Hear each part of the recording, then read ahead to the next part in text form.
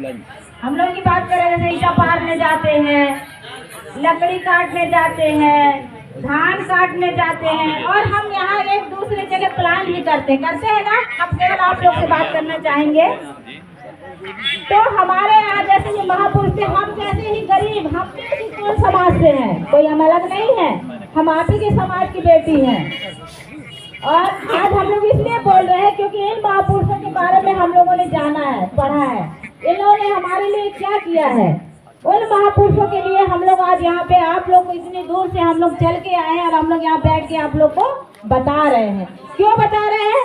ये महापुरुष हमारे लिए लड़ाई लड़े हैं, हमारे लिए और कोई नहीं लड़े हैं। ये हमारे लिए जंगल जमीन, आज जबकि आप फॉरेस्ट गार्ड में चल जाओ, अंदर चल जाओ, आपको एक लकड़ी नहीं उठाने देते, लकड़ी नहीं लेने देते। लेकिन अगर और उसमें अदर कोई जाता है, उनके कितनी लकड़ियां चली जाती हैं आपको तो पता भी नहीं चलता।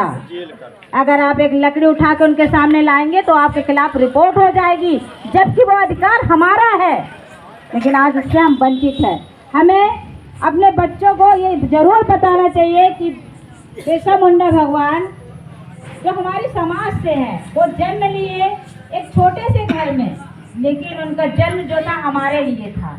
वो हमारे लिए क्या, जो हमारी शोषण, हम लोगों का जो शोषण करते थे, जैसे हम पहले पुराने जमाने में, आज भी अगर हम किसी से उधार लेते हैं तो उसका ब्याज का ब्याज लगा के लेते थे, आज भी लेते थे। लेकिन आज जागरूक हो गए हैं तो उसका केवल ब्याज बच लेते हैं, क्योंकि हमारी मजबूरी होती थी कि हम उन लोगों से पैसे लेते थे। हमको कर देना पड़ता था अंग्रेजों को, तो उन्होंने अंग्रेज के खिलाफ लड़ाई लड़ी, अंग्रेज के खिलाफ लड़ाई लड़ी। जब वो पहले जब वो पढ़ने जाता, हमें पढ़ने लिखने का भी अधिकार नहीं था, तो वो मिशनरी स्कूल के, जो आजकल क्रिश्चियन स्कूल होता है ना, हम लोग आपको क्रिश्चियन स्कूल होता है, उस स्कूल में हमारे भगवान बिरसा मुंडा जी को एडमिशन मिला और वो वहाँ पढ़ाई किए। पढ़ने के बाद में उनकी आत्मशक्ति जागी, जबकि वो बकरी चराते थे जंगल में जाके। जिस तरह आज भी हमारा समाज बकरी लेके जाता है तो मेड़ों में और उसमें बैठ जाता है और बैठे बैठे बकरी चरती रहती है और अपन लोग अपना कुछ भी काम करते रहते हैं ना। इसी प्रकार वो बकरी चराते थे, बंसी बजाते थे। लेकिन अगर हमारे बहन बेटियों के साथ शोषण होता था तो उनकी आत्मा तिलमिला जाती थी। और जब उन्होंने एक बार ये ठानी कि हम अपने समाज को जगा के और इनके खिलाफ गोल गुलाम का आंदोलन करेंगे, तब उन्हें, उस समय तो आज मोबाइल है हमारे पास, आज सारी सुख सुविधाएं हैं। उस समय भगवान बिरसा मुंडा जी देखिए, आप पतनी में हैं, साफा में हैं, तीर कमान है, उनके पास कोई हथियार नहीं था।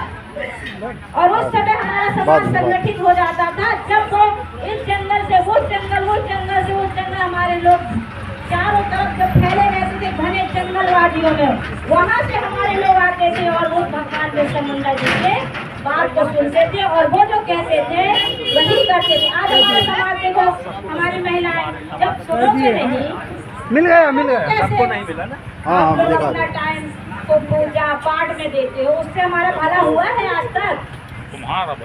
जब तक हमारी महिलाएं कहते ना, माँ उस घर की शिक्षक होती है जो अपने बच्चों को पढ़ा लिखा के आगे बढ़ाती है। तो पहले तो हम माँ को पढ़ना पड़ेगा, फिर हम बच्चों को पढ़ाएंगे।